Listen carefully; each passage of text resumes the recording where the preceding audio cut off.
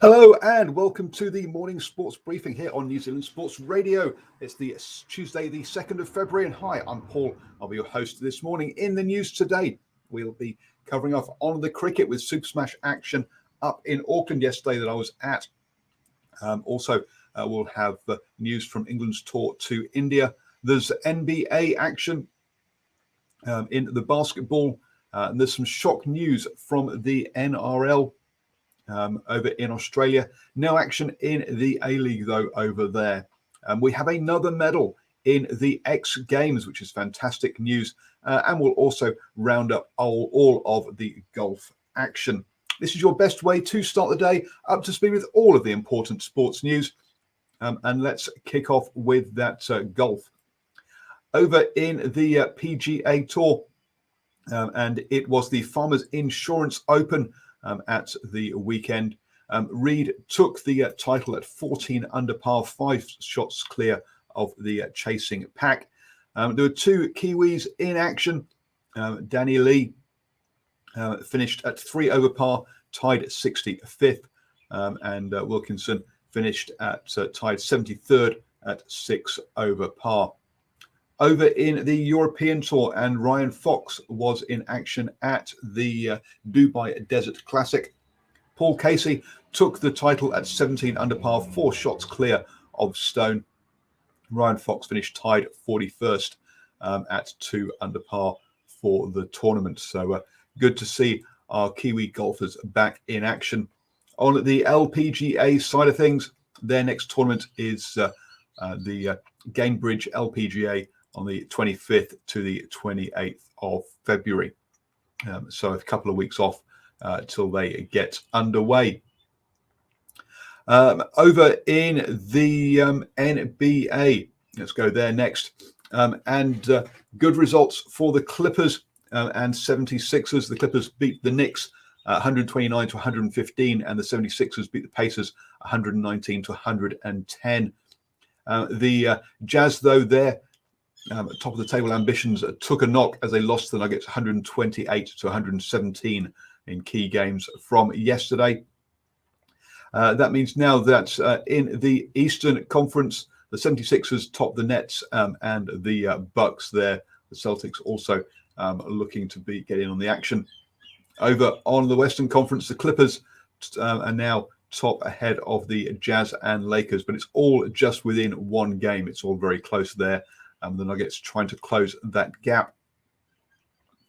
Today, there are a further 10 games today, including Stephen Adams' Pelicans, who will be taking on the Kings at 2 p.m. So lots of action today. The Hawks will also take on the Lakers, and the Bucks will play the Trailblazers. So another couple of teams at the top end of that those tables looking to add more points.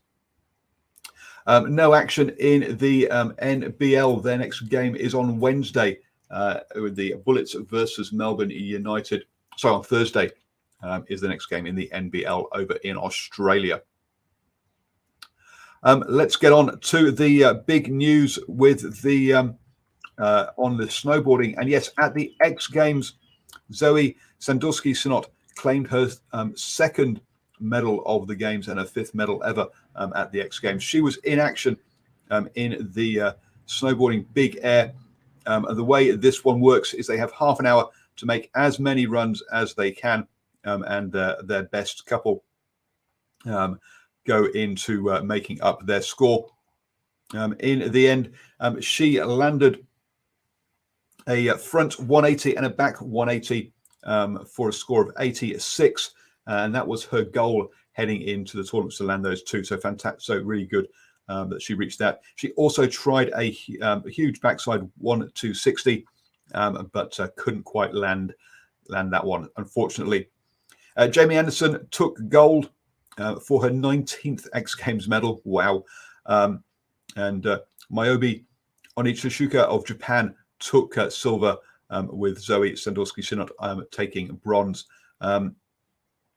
Onitsuka and Sandusky-Synot both had equal points, but it came down to the highest score for one trick. And unfortunately, Zoe missed out on that one. But Fantastic for her to pick up 2 medals this weekend. This tournament was delayed by 24 hours due to bad weather conditions, which is why we couldn't bring you the results yesterday, I'm afraid, on that one. Moving over then to the cricket, and the England players have been released from quarantine after returning negative test results. That's good news there ahead of their tour with India. Obviously, we'll keep you up to speed with how those ones go. Also on swinging from the hip as well. Sorry that swinging from the hip didn't happen last night, folks. That was because I was at the game up at Eden Park and didn't get back home in time for that show. But we're looking at recording you a show and putting it out as a podcast. So don't forget, you can listen to New Zealand Sports Radio on the go. Just search for us on your favorite podcatcher, be that Apple Podcasts, Google Podcasts, Spotify, iHeartRadio, all those wonderful places. So look out for that this morning. Also, do join us at 8 p.m. this evening for the Driving Mall Show. Don't worry, I've got Super Smash action to come yet in this show. We'll be talking about streaming options for Sanzar, as well as looking at the squads for Super Rugby. Yes, Super Smash action did happen yesterday, and they started off with the men's game with the Auckland Aces taking on the Otago Volts. The Aces went in to bat, and they shot off at a fast pace. Solia scoring 27 off 15 balls. Phillips got 20 off 17, and O'Donnell 40 off 30. So they really did shoot out of the blocks, but lost wickets and got reined in a little bit, finishing on 183 for 20, which was considered, having a little chat amongst the media there, it was considered a par score for that one. The Volts came in and really just struggled to losing wickets on a regular basis, pretty much most overs, to finish all bowled out for 80 of 12.3 overs. So the wickets were evenly spread out, as I say. Wickets falling pretty in most overs, and I had a post-game interview with Tabrak, who took 2 wickets, both of them with his first ball of each of his 2 overs. So you can check that out, and we'll include that as part of the Swinging from the Hip show, that special show we'll be putting out. That now means that if we look at the table, that Auckland still have a chance of hosting the. They don't. Sorry, wrong side. That was the women's one.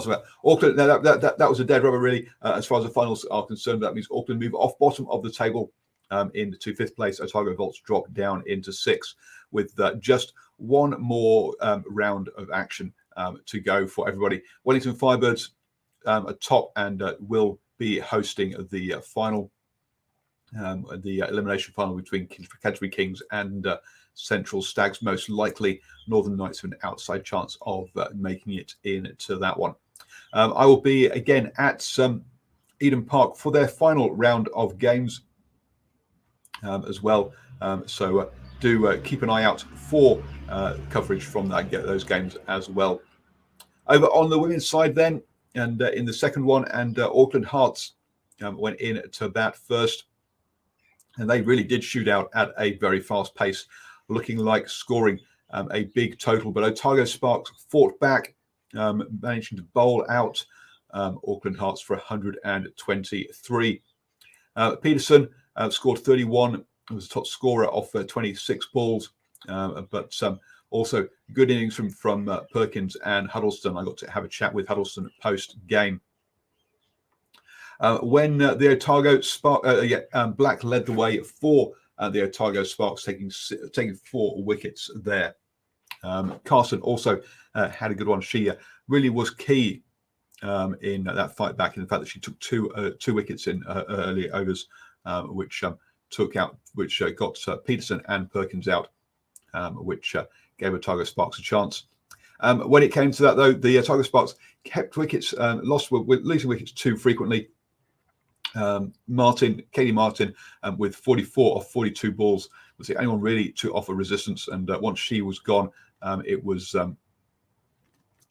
all over. Huddleston took 2 wickets, Jonas 2, and Peterson 3. So really, they were the bowlers that did the damage there. And the Otago Sparks were all bowled out for 96, meaning that the Hearts won by 27 runs. That means that they are still in contention for hosting a elimination final.